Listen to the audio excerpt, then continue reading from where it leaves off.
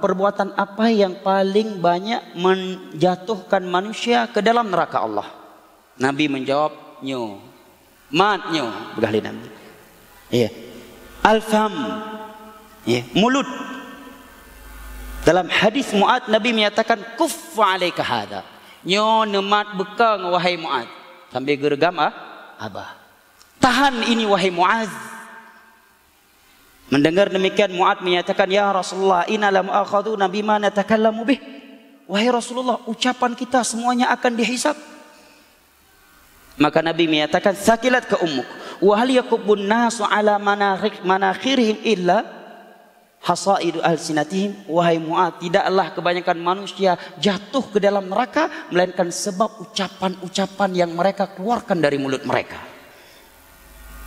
Prinsipil jemaah. Makanya Nabi betul-betul peringatkan tadi, kalau nggak ada kebaikan, diam, jangan bicara. Bak pikir hana mangat menonah, kapet jem tadu, hana lebahan, tambang bahaya agama, ketawa ketiwi yang lain ke mandum. Hana itu punya pembatal Islam. Hai kapet jem bawa orang kopi, kapet jem bawa orang kopi. Prehusnul khotimahinan. Hana lebahan, tambang tu yang bahaya agama. Ke agama Allah Jalla. Akhirnya menjadikan agama bahan ketawa ketiwi jamaah.